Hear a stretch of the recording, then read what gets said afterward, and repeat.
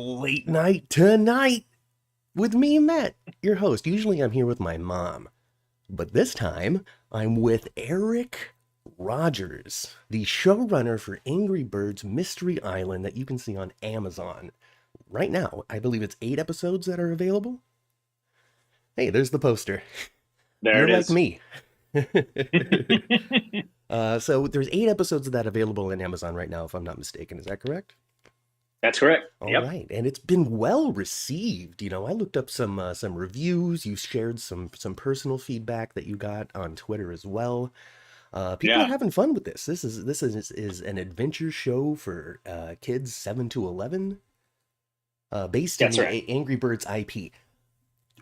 So my first, thought on this is, how do you get your hands on the Angry Birds IP? Is this something that you went to somebody with saying, "I've got an Angry Birds idea," or did they reach out to you saying, "We need you to come up with something with the Angry Birds title"?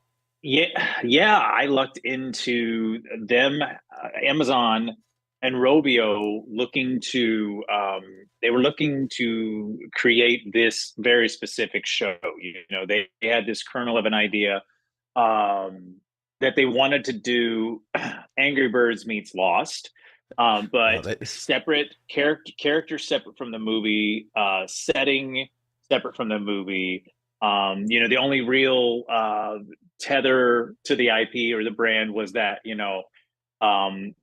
maybe Red is around at some point in this show, our version of him, to say the least. Right. So how this all came about was, it was late 2020, and I was pitching my own original idea around, and I got Hmm. in with Amazon, and I pitched my thing, and they told me at the top of the meeting, they said, um, look, we can't take big swings on original ideas right now. We're very IP driven.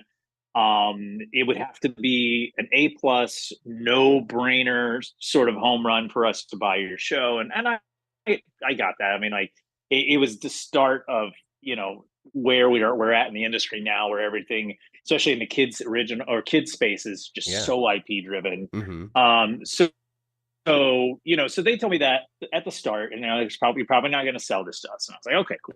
But I gave him I did my pitch. I showed him who I was. I showed him my energy, and just like how nutty I am, and then so about a month later, sometime in the early 2021, they contact me and they say, yeah, we're not going to buy the idea, but we had this other thing that's an IP that we'd love to get your take on, and which is really funny because that's how I got the Skylanders Academy job too. Is Right. that they were looking for somebody to pitch a take on something very specific they wanted to do with that brand and IP as well. So I had experience, with this sort of situation, and they came. So they came to me and they said, we set another meeting, I should say, and they were Right. like, okay, we're doing this Angry Birds show for kids, and here's where we want it set. This is kind of the general idea for it, and I said, okay, cool. I'm gonna run away and think about it for a couple weeks and come back to you, and so then I was able to come back with these four original characters, and who they were and what Hmm. Hmm. drives them and how they're connected, and some of the bigger picture stuff that I thought could be really fun and exciting about this story. And they liked it, so I got Yeah. the gig. And so, like, May of 2021, I got hired to write the Bible and the first script. And then this is where it gets really interesting, in the sense that this is not what I'm about to tell you is not traditionally how animated shows Okay. get made. So they were busy. Then by they, I mean Amazon or Robia. They were trying to find an animation studio to make this show, and they had one partner in place, and that fell apart. But Titmouse was always like, that was who they wanted, and they told me that from the start. Like, Yeah. we really want to do this with Titmouse, but It is a Titmouse doesn't have the. prolific studio. Yeah, and it's just, and just speaking personally, I love it. I love them so much. Like, they are the coolest cats in town. They just are. The studio itself is super cool. I mean, at the Burbank studio where we do our records and mixes and things like that, they have this is diverging off topic, but they No, it's have all good. in the entryway, the reception, the lobby, they have two half vans custom made that are against walls. They're part of the walls. One opens up into a speakeasy bar, private Oh, speakeasy. The nice. other opens up into a meeting room, which has this massive table that can flip over and turns into a Dungeons and Dragons play table. On brand. Yeah, no, it's magnificent, and I don't even play. I'm not a D&D guy, Well, it's time to but get in. yeah. So you see that, and I you mean, they're go, working with the oh, best of the best when it comes to animating that oh, Vox Machina show. So if there's anybody oh, well, to right. get in with, that would be the I Mercer and them mean, gang. yeah, exactly, dude, exactly. But yeah, I mean, the place is just awesome. So they wanted Titmouse from the start, and they couldn't align with them because Titmouse was too busy.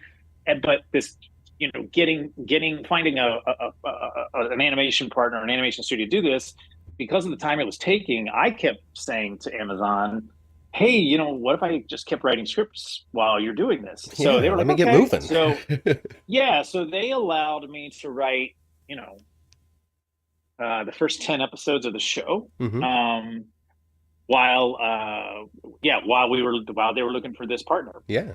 And which was great. It kept me employed, kept me busy, kept me paid. And so what's really cool about this too is that by the time Titmouse enters the picture in like summer of 2022, we have all this material that's written and developed. Right, So right. we hit the ground running with production because we didn't have to figure out things past the pilot. It's like, No. oh, you have a bank. We have a bank of material that Titmouse can and all the artists there can go, oh my gosh, we absolutely get what this is. The tone is there, the characters there, the voices, the way the way I was envisioning the settings, and them being able to go, oh yeah, we know how we're going to bring this to life. So in that regard, it was really awesome. And then yeah, we go into production in September, October of 2022, and it was off to the races. And Wow. we finish up they finish up these first 24 episodes in about Hmm. a week and a half. So yeah, so if anybody's out there watching this and wants a showrunner or a writer to come do their thing, and they want to pay me, I'm super available soon. In about a week and a half, it's gonna be all over Yeah, for that. Well, hopefully that's they right. call you back for a second season, another 24 episodes runs. Now these are all 12 minutes long or so. Yeah, yeah, And 11-minute episodes. 11 Yeah. minutes. And do are they available like back to back 2 and 1 half-hour sitting, kind of like that old school? Uh, No, it's an 8 episode batch, so you can watch okay, one and then, or you can watch all eight. Like it's like, yeah, it's not that broadcast Disney Nickelodeon yeah, model that so old much. Rugrats style, two stories in Yeah, one half it's hour. just exactly. It's like basically you can watch as many or as few as you want to watch. So So, is that uh, kind of in your mind when you're writing these first 10 episodes? Is a way to kind of make them one at a time and then also oh, bingeable for one overarching plot? yeah. It was definitely a mandate, to be able to, go. These are standalone stories, but we're going to have a bit of a through line, Hmm. and we're going to build mystery. And it's not so much that it's serialized in any way, but what's fun about the show is at the end of every episode, most episodes, we tease little hints about what the island is, where they're at. Um, and who else might be on the island with them. So, Very much um, the Lost format. yeah, I mean, we leaned into it really Well, and you hard, also and cast Dominic Monaghan, so I mean, you did oh right with yeah, that. yeah, he was like, all the cast members were like that. They were the top of the list, for each role. So, but Dom, I think Dom the first. I think Dom was the first one we went after, and the first one to say yes. It might have That's maybe awesome. Nassim was the first one to say yes, but yeah, it was incredible. I mean, these actors, we were like, these are the people we want, and we're like, oh my god, we got them all. So it's been and they're all so nice It and just sounds so like the talented. easiest project you've been a part of. Yeah, well, in many ways it has. Nothing in animation is ever easy. Well, no. Yeah, but there's always going to be like, it's a challenging show to make Hmm. because You know, Amazon really, there's a level of excellence and vision that they have for what they want it to be, and you know they're constantly going, okay, let's make sure it's this, let's make sure it's this. So Hmm. you know, there's been a lot of creativity and pliability with everybody being able to go, okay, how do we make what they want to see us produce? How do we do that? You know, and Yeah. you know, and then there's so many levels of, you know, there's the way it looks on the page when you're writing, and then the way it sounds on a record, and then you see an animatic or you see designs, and Hmm. then you get to that first animation, And and they're you know, with there's you every always it, step of the way. yeah, I mean, and they're very, you know, another thing that's amazing about them and Rovio is that they're just super invested. Like That's awesome. they want the show to be awesome. They want the show. They want people, like, they don't put many kids shows, especially originals, on Hmm. at all. Hmm. So you know, to for them to do this, they were always going to be like, we're in it with you guys. So you know, and that's a good thing because you know, like they really care about what we're doing. So yeah, That's wonderful. That's wonderful. Because yeah. there's a lot of commentary out there. I mean, so primarily on this channel, we cover soap operas. And with that Hmm. comes a very long time fan base, people who've been watching the show for 30 years. Yeah, amazing. And when you take that longevity online, which is kind of a negative place to be, there's a lot of detraction or questioning Yeah. of decisions. But my Yep. response to a lot of that is always, I firmly believe everybody behind the scenes is trying their best to make their best show possible.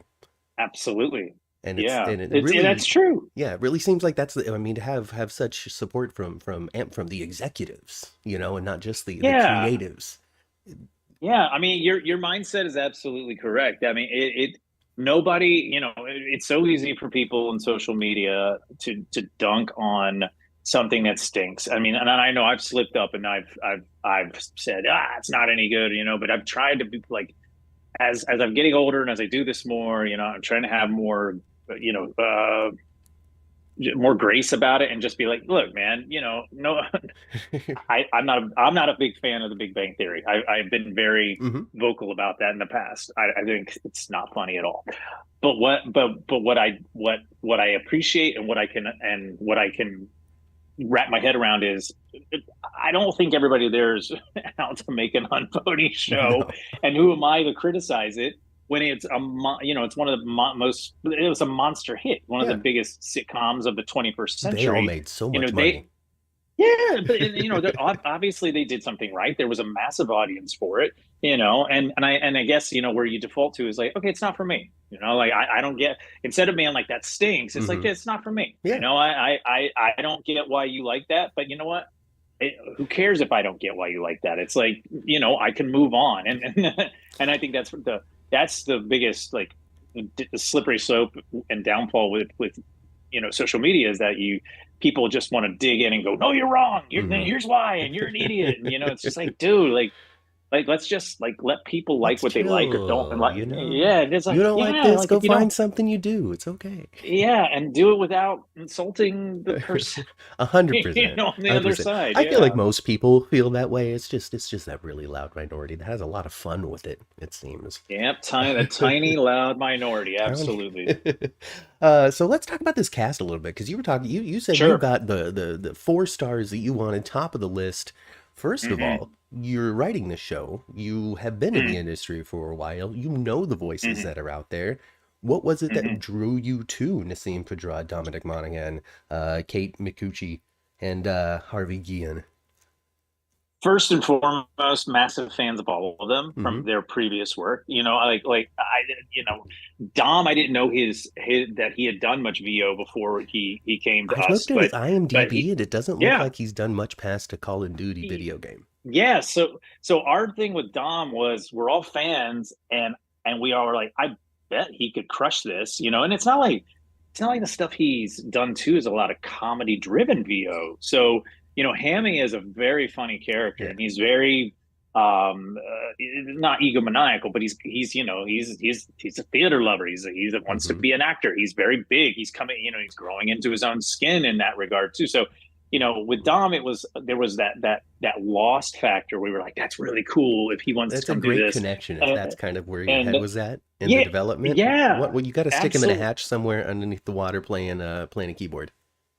Absolutely. And it's funny when I first started, yeah, do that. I got to write that down. And by the way, we do have a lot of really fun lost Easter eggs coming up in future episodes. Like Oh, we were that's very great. cognizant of going, we got to plant this stuff for people for mom and dad in the room who watched Lost. They're going to go, oh, I know exactly what they're doing there. The kids are going to be like, shoot, right over their heads. But we plant some nice Easter eggs in that way. But Awesome. Dom, when I started writing Hamilton, I told Amazon straight up, I'm a massive fan of Matt Berry.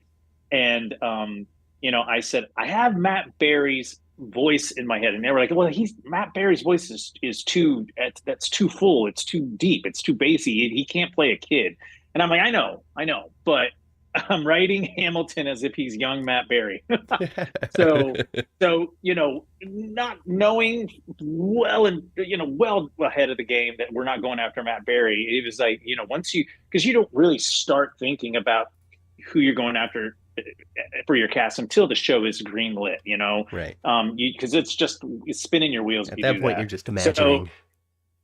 yeah. So then when Dom's name is like put on that list, you're just like, oh yeah, okay, that's interesting. All right.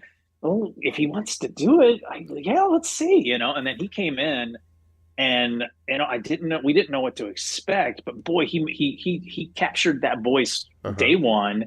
He Awesome. was, he made him sound really young, which was great. And Dom is like this cool dude, man. Like he walks into the room and he looks like the rock star guy he played in Lost, right? Just like So, Charlie. you know, yeah, Charlie, there you go. And it's so you're watching him play this role, and he's so giddy with it, and he's having so much fun, and he's such a pro. And so it was just, score there. And then with Harvey, like, Harvey again, top of the list. I was a massive fan of him from What We Do in the Shadows. Yeah. And his voice was in my head entirely while I watched or while I wrote Buddy. I was like, Hmm. that's Harvey is Buddy. And then I saw what was it? He did Perdito or whatever the little Chihuahua's name is in the character he plays in Puss in Boots, the Yes, last yeah. Puss in Puss Boots that in came out. Boots. I think he was also in Garfield. He provides a voice in Harley Quinn. Yeah, but I saw him in Puss in Boots, and I Hmm. heard the voice come out of that little dog, and I was like, we have to get Harvey. Like that's the voice I have in my head, and we got Okay. Harvey, and that was Nice. phenomenal. So, and then Kate and Nassim, same deal. Just a massive fan. Like Kate, I loved all the Scooby Doo stuff she's Oh, done yeah. as Velma, right? And it's just like her voice is so distinct, and she's so good and clean and clear and funny. And it's just like that's Mia, that's my Mia. And then Hmm. Nassim, I was hoping, I was a massive fan of her from SNL, and she's so Yes. gifted comedically. I like, and I just pictured, I could hear that her voice coming out of that character. So it just all slotted in so well with getting who we wanted, and then them just really owning those characters and becoming them, and just freaking lucky and blessed and all those other words to have landed these actors and have them saying our words, man. It's super Yeah. cool. Yeah. Well, in today's day and age, are you able to get them all together in a studio, or is everybody just sending in their audio? We mostly it was one. Mostly they had to do it solo, Hmm. one at a time. Especially because when we started recording, there were still COVID restrictions in Mm-hmm. place, so there was a lot of like you had to test for 3 days before we went into Oh, the yeah. booth or Yeah. to I'm the pretty familiar studio. with that. Yeah. So okay. Yeah. So you had to be not sick, and then there could only be one person in the booth at a time, and so all those restrictions made it very hard to get them in there. Plus, they're all busy. Like Oh, yeah. having them Absolutely. all on having all four of them on the same continent, let alone be Same in the same time. state or the same city, it was never a thing until the final episodes. We made a big production about saying let's have you four in the booth together, because the COVID stuff had lifted at that Yeah. point, and there was no worries about any of that. So yeah, for the final episodes we were able to get them together, and I posted a picture or two of them online, I believe like Instagram or whatever, when, being actually, put my arms around them, and in the booth with them. And that was really great to kind of do that Simpsons Futurama Uh-huh. Bob's Burger style record, Yeah. which we just hadn't I think that's had an opportunity to do until the end. I So think that's how everybody imagines the voiceover recording of these animated shows go anyway. So to be able to put that in reality must be awesome. And from my very yeah. limited acting experience that I did in like high school, I always found that like Hmm. being there more than just when you needed to be there was really helpful for morale Oh, and just overall totally. understanding the project you're doing, and then cast chemistry. Like it must be off the charts there for those last couple of episodes, getting them all together. Yeah, and I really hope we get to do more episodes because I'd love for them to be in the room together more. I mean, I'll tell you from just my Futurama days, there was nothing like a Futurama table read or a record, just in the sense of energy and comedy and camaraderie. Like it was that cast, that Futurama cast, just it's off the charts with how fun those records and table reads were. Table read when during Futurama, table read was just the best day for everybody, man. And we just it was so much fun. So yeah, I haven't had the chance to really experience it since Futurama. So to try to Hmm. usher that era back in, especially with kids animation, would be really cool. Right, right. Well, I mean, so going over your IMDb, it went pretty much Hmm. NYPD Blue animation. So what made that jump? Is animation, was that always your goal, or is this something you fell into? So I worked at Futurama first before Okay, NYPD Blue. I was a okay. writer's assistant there, and then I was the first writer's assistant. Like this is 1998. Oh wow, Um, eight, from day the one, first green light of day Futurama. one, yeah. The grindhouse days of Futurama, where we were working 36 days in a row and I didn't get a day off, and I got caught a nasty cold and I couldn't call in sick because there was only one person to write or to take all the notes. So yeah, it was a hell of a thing. But I got that job by pure luck. They got my resume at Fox. I was out of work and I was like, oh, am I going to quit this industry, whatever? And Fox calls me up out of the blue one day and says, hey, we have your resume, and you know who Matt Groening is? He's got a new show. And I'm like, yeah, I know who Matt Groening is. Because every writer of my age at that time wanted to be on The Simpsons, wanted to write The Simpsons. Um, so I got that job. I went in for the interview, and they're like, "You're hired." And I'm like, "What?" And I looked like Eminem at the time. Like I had like dyed blonde hair, and like I wore like like what's the secondhand shop clothes, Right, like right. almost like a wannabe skater a hole. Oh man, I love the late Anyway, 90s. I love it so much. oh, it was a vibe. It was a thing. Oh my God. Yeah. So I got that job, and then so now I'm in animation, and I'm like, oh, and the greatest thing about it was, these guys that I'm working with in this Futurama writers room, they had all come from these live action sitcoms and The Simpsons, and so I'm like getting. I always say it is like the Harvard of animation comedy writing, Right. because they're all in the zone and creating this show, and I get a front row seat to it. So I'm just soaking it in. I'm doing my job, typing the notes, and we're rewrite scripts and all that. But I'm just soaking it in, and like I'm like I want to do this. So late in season two, I got a call from David Cohen, and he gave me a little reward. He said we're gonna have you co-write a script with us, because I wore it on my sleeve that I was a writer. I Yeah. wasn't gonna be shy about that. Oh, why should And you? so I got exactly right. So I got to co-write an episode with him and Ken Keeler. So cool that I got to write it with them because I love them so much. And Ken is like one of my favorite writers in the history of this industry. He's so awesome. Best first drafts I've ever read. Best first draft writer I've ever read. Hmm. But yeah, so that's my first credit. And then life got interesting. Personal life got interesting because I met a girl, and I met an Australian girl who in England. We were both in London at the same time, and we were both on a tour bus going around the UK, Oh, and we had a romance. and she's moving to the States. And this is about a year after I had written that first script on the show, and I was getting antsy about getting promoted to staff writer, and I didn't get promoted. So I was like, okay, I'm gonna kind of get my feelings hurt. I'm going to step away from the show for a second, Mm-hmm. And you know, my soon to be wife was coming to the States, so I was like, you know, I want to spend time with her.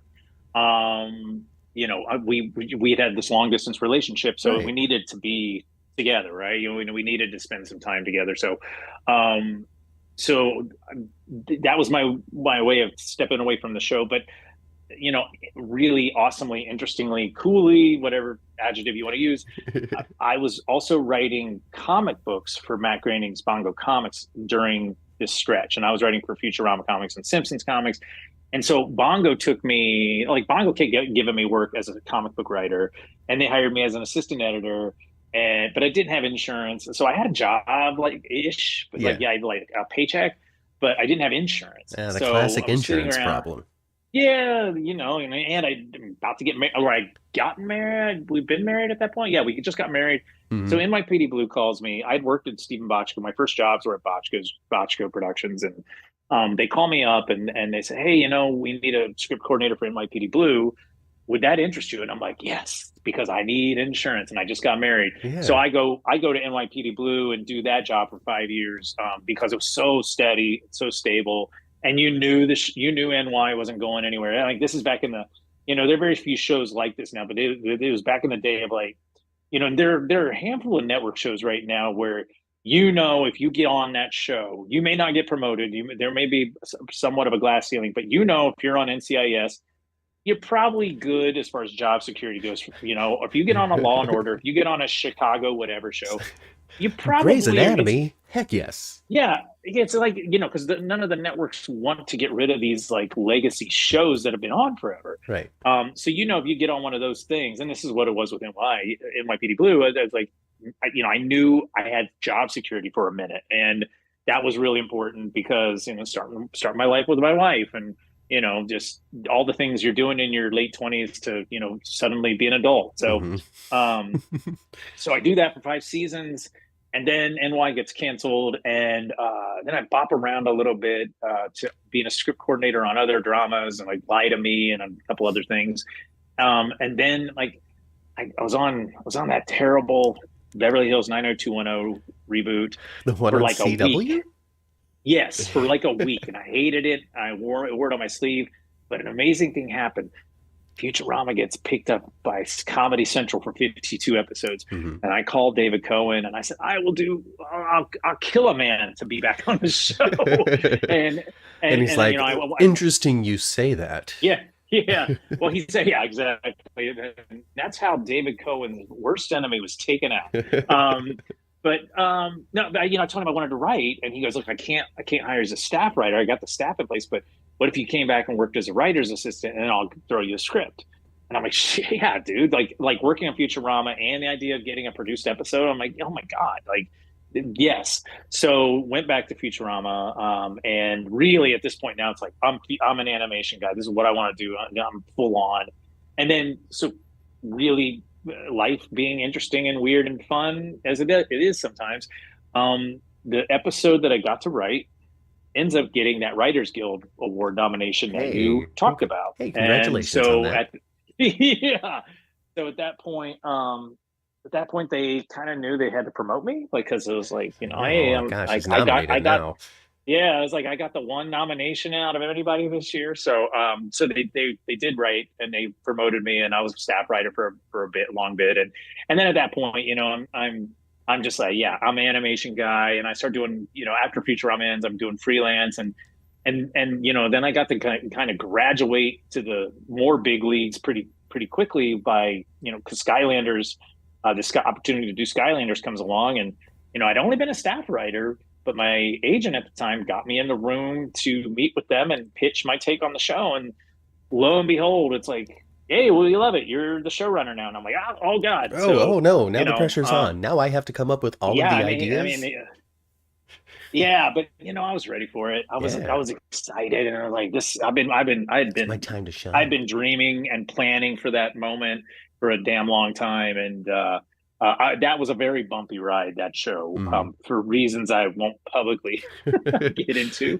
But that was a huge learning experience, a huge learning curve. What everything I thought I knew about being a showrunner, I did kind of knew but didn't know, Mm. and so there were a lot of hard lessons learned there that I was able to go on and do this Micronaut show that now is out in the ether, that it exists. It Yeah. was created, and there are 52 episodes that are out there. Well, they're not out there. They're in a vault somewhere. And then Micronauts led, that experience. That experience was amazing. I wish I could tell you all, who the cast was I and hope that all you that good get stuff. to But the that, chance one day.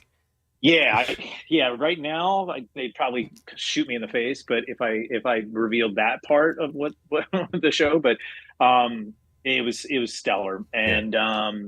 and yeah, and then that takes me up to 2020, and like I said, the And then end it's of yeah. 2020 is this opportunity to pitch my Angry Birds idea, or my idea, and then go into Angry And Birds. going to So, Angry Birds. and then, Awesome. yeah, So what would you say along this whole process? You get offered, to run Skylanders Academy, right? You get this yeah, jolt of excitement. You said that had been hoping for a position like this. Was yeah. there some sort of moment, some sort of aha experience that you had before or after taking the job that made you really feel like, oh my God, I can do this? I don't think it was a specific moment. I think that I had really kind of I'd really studied two specific showrunners who were very, very much around, or what, that's dumb to say because it's obvious, but one I was working side by side with, and David Cohen, but another was David Milch, who worked, he wasn't working on NYPD Blue, but he was at Stephen Bochco Mm-hmm. doing other stuff. And I had also been observing Milch when I was younger and doing the other jobs that I did at Bochco, and I just took I saw a lot of what they did, and tried to apply that to when I got this opportunity. And so I just made sure that I was like, okay, do the things that you think they would do and that made them successful in your eyes. And so they just try to apply those things then, Mm-hmm. now, and but there wasn't like it wasn't really like a moment. It Right. just, you get into the job, and I mean, may one some this is more of the writing thing, but like, writing the pilot for Skylanders, I heard after the fact, people would go, oh my God, like, oh, I read that script, and I was like, yeah, what the heck is this is great. And there you're like, oh, I can write a pilot, Right. and now it's good to hear and know that you're like, oh, okay, I wasn't just, kind of like piecing it together wildly and hoping that it might work, so that's always nice to hear. And there's a there's a funny thing with all these animated shows, like, even with Angry Birds, somebody will say, it's meant to be a compliment, but it kind of comes off like a backhanded one, where they're like, I can't believe that works, and you're like, thank you. I mean, So, you know how many millions of people played this game? I mean, like, yeah. I totally understand where they're coming from, where they see the concept and they're like, well, that's gonna be stupid, and then they go, oh, ooh, that's sometimes not stupid that's is not. really good, though. Hey, man, I love stupid. I Yeah, really do. I'm a I'm big into fan of it. it. Well, the reason why I asked the question about the haha moment, when you felt secure, is because you're somebody that's worked very hard, but has also, achieved your goals and are living your dreams. You set yourself a path in life and you followed it, twists and turns Hmm. along the way, but you've achieved it. And there's a lot of people out there who are just like you that would love to live their dreams Absolutely. too. And so, like, it sounds like mentorship was key, and that's something that I've Oh, also like yeah, benefited from in my endeavors. Is you can't get yeah. anywhere without somebody who's already done it. No, absolutely. And luck plays a massive role. The mentorship does too. And it's funny that I don't think either of the Davids knew that they were being mentors. But I also, like, now I actively try to do that for writers that I see potential in. That my script coordinator on Skylanders. she told me, I actually knew her boyfriend first, and I then found out she was an aspiring animation writer, and I said I want to meet her because I didn't know a lot of female animation writers at that time, and she was so bold about being like, this is what I want. And I'm like, you know what, great, I'm gonna get you on the show, Hmm. and let's see if we can get you on that path. And we did. I mean, she turned out to be a fantastic. She wrote a handful of episodes for us, and she's had a few staff jobs since. And she's just great writer, Brittany Joe Flores. If Okay, anybody look wants them to up, look her up, everybody. Look her up. she's awesome. And then there's another writer. I can't say his name, but he's got an episode. I can't say his name because he's got an episode of our series of Angry Birds coming out in the next batch of episodes. So I can't give that away yet. But this writer is another guy who I was like, I love this dude. I want to help him out. I want to show him how to do this. And so much so that like he and I like are now pitching an adult animated series together. We just pitched it to Netflix last week. All right. So it's like the one thing I'll say to these aspiring writers who can find connections with somebody like me. I don't, and I'm trying to stay humble here and not act like I'm anything but just a dude who works. But if you can make that connection, be open to somebody taking you under their wing and going, hey, I see potential in you. Let me, if you don't mind, I'd love to show you what I know and what I know about how this industry is and was, and make your path less fraught than mine. That's Because amazing. yeah, with any, like, even like you look at my IMDb or me talking about these shows, like you go, oh wow, so cool, he did this.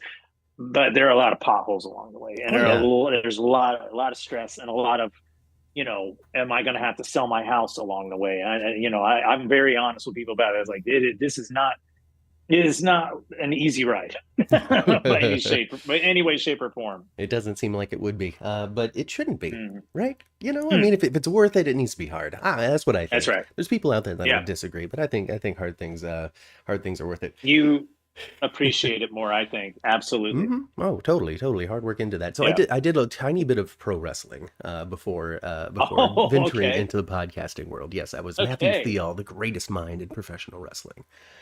Just a little Yes. management on the side, kind of your Bobby Heenan style, Jim Cornette. That's that sort Mm. of evil villain with a golf club. Yeah. But my trainer, Roland Alexander, he my wrestling mentor, he Mm. said anytime you go into a new promotion, just go in there and ask to manage the champion. And I'm like, what? You're nuts. Mm. What do you mean go in there and Mm. ask to manage the champion? He goes, no, do it. Because if the promoter says no, he's going to be watching to make sure that you can. Ah, all right. So, Yes. kind of, I Yeah, feel that's like a good that, way to plant the seed. Yeah, you plant the seed of like, this is what I want to do. And then the person who's in charge goes, oh, okay, well, not now, but but maybe now they're later, looking for maybe potential. later. Looking for maybe. Yeah. They're looking for what can Yeah, I get that's from this good. person now and see where we can grow from there. The little That's right. we kind of play the game a little bit is what we called it. Totally. Do a little work. Absolutely. Absolutely, dude. Totally. Awesome. Well, hey, Eric, I really want to thank you for sitting down and taking this time with us to chat on the YouTube here. It's not often we're able to talk, outside of the soap world.